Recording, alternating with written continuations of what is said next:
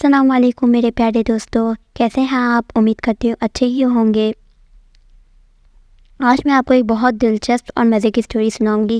Story کا نام ہے نیا بھائی۔ تو بنا ٹائم ویسٹ کیا ہم اپنی اسٹوری کو اسٹارٹ کرتے ہیں۔ بات صرف یہ تھی کہ پپو چھوٹا سا تھا، اس لیے اس کا بڑا بھائی ہاشم ذرا سی بات پر ناراض ہو جاتا اور پپو میاں کو ڈانٹتا اور پٹائی کرتا رہتا۔ ایک دن بھی ہاشم نے پپو کو صرف اس بات پر مارا کہ وہ چور چھپائی کھیلنا نہیں چاہتا تھا۔ شاید یہ پہلا موقع تھا پہ پپو میاں نے کھیلنے سے انکار کیا تھا۔ ہاشم غصے سے چلایا، تم بالکل احمق ہو اور تم میرے ساتھ کھیلنا نہیں چاہتے تو جاؤ، دفعہ ہو جاؤ یہاں سے، میں اکیلا ہی کھیلوں گا۔ پپو نے روتے ہوئے کہا، تم مجھے ہمیشہ چور بناتے ہو، جب مجھے پکڑ لیتے ہو تو اس زور سے چلاتے ہو کہ میرے سر میں درد ہو جاتا ہے۔ جب کبھی تم ماسٹر جی والا کھیل کھیلتے ہو تو ہمیشہ ماسٹر جی خود ہی بن جاتے ہو اور شاگرد مجھے بناتے ہو، پھر مجھے کبھی مرغا بناتے ہو، کبھی کرسی پر کھڑا کر دیتے ہو، میں بالکل پسند نہیں کرتا۔ ہاشم نے کہا، تم مجھ سے چھوٹے ہو، سے جو میں کہوں گا وہ تمہیں کرنا پڑے گا، اب تم رونا دھونا بند کرو ورنہ میں تمہاری بری طرح پٹائی کروں گا۔ ہاشم کی اس دھمکی پر پپو پر الٹا سا وہ اور زور زور سے رونے لگا۔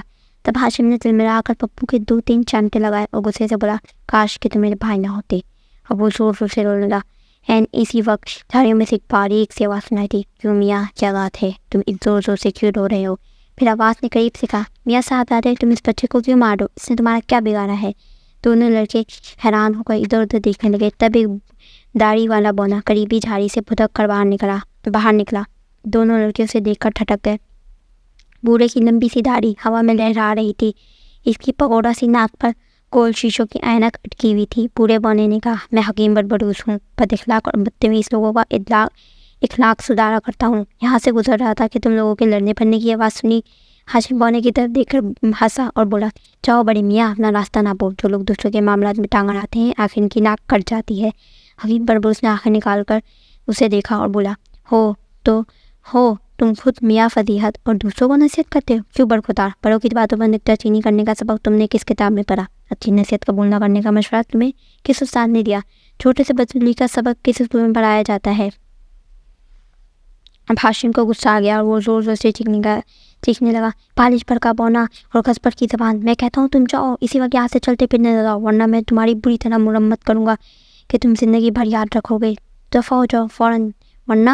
الفاظ ہاشم کے منہ میں ہی رہ گئے کیونکہ حکیم بربروس نے منہ میں کچھ پڑھ کر پھونکا اور ہاشم جہاں تھا وہی بدھ بنا رہ گیا۔ تب حکیم بربروس نے ایک زوردار قہقہ لگایا اور بولا، بس اب بتاؤ تم میرا کیا بگاڑ لوگے؟ بیوقوف لڑکے، جو لوگ اپنی طاقت کے گھمنڈ میں کمزوروں پر ظلم اٹھاتے ہیں، ان کا ایسا ہی اثر ہوا کرتا ہے۔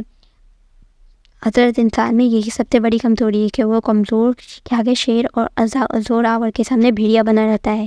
پپو نے ہمت کر کے کہا، اچھا حکیم صاحب، آپ میرے بھائی کو معاف کر دیجیے، آئندہ وہ کبھی ایسی بدتمیزی نہیں کریں گے۔ حکیم بربروس داڑھی پر ہاتھ پھیرتے رہے، کافی دیر غور کرنے کے بعد بولے، بیٹے، پرانا مرض بغیر علاج کے خود بخود دور نہیں ہو جایا کرتا، بلکہ میرا تو مشاہدہ یہ ہے کہ علاج کے بغیر مرض روز بروز بڑھتا ہی رہتا ہے۔ اس لیے میرے نیک دل بچے، تم مجھے اپنے طور پر مریض کا علاج کرنے دو۔ پپو یعنی سے بولا، آپ بھیا کو کیا دوا دیں گے؟ حکیم بربروس قہقہ لگا کر بولا، بیٹا، جو لوگ مصیبت میں گرفتار نہیں ہوتے وہ خیر و عافیت کی قدر نہیں جانتے۔ یہ فلسفہ ابھی تمہاری عقل میں نہیں آئے گا، البتہ جب تم بڑے ہو جاؤ گے تو یقیناً سب باتوں کو سمجھنے لگو گے۔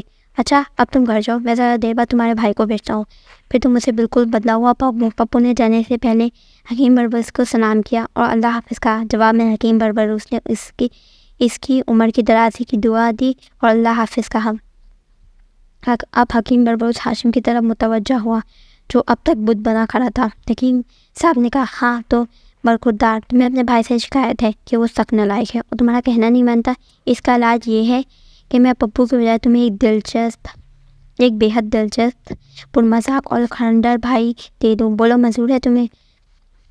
ہاشم نے بہت مشکل سے سر ہلا کر ہاں کہی۔ تب بربروس صاحب نے کوئی منتر پڑھا اور 2-4 دفعہ ہوا میں ہاتھ گھما کر کہا، مجھے ایک بے حد دلچسپ پرمذاق اور کھنڈر لڑکا چاہیے، وہ ہاشم کا بڑا بھائی بن سکے۔ تو دوستوں، آج کے لیے اتنی ہی کہانی آپ لوگوں کے لیے کافی ہے۔ یہ دوبارہ میں کہانی آپ لوگوں کو اب بعد میں سناؤں گی، تب تک کے لیے مجھے دیے اجازت۔ میری نیکسٹ ویڈیو آئے گی، آپ اس میں یہ کہانی دیکھیں گے، بہت مزے کی کہانی ہے۔ تب تک کے لیے مجھے دیے اجازت۔ آپ نے اب تک میری ویڈیو کو لائک نہیں کیا اور سبسکرائب اور شیئر نہیں کیا تو میری لائک کے بدلے میں پیار سے اپنا ہاتھ پھیر دیں اور سبسکرائب کے بٹن کو بھی زور سے پریس کر دیں اور بیل آئکن بھی آن کر دیں تاکہ آپ لوگ اسی طرح کی مزے کی کہانیاں سنتے رہیں۔ اللہ حافظ۔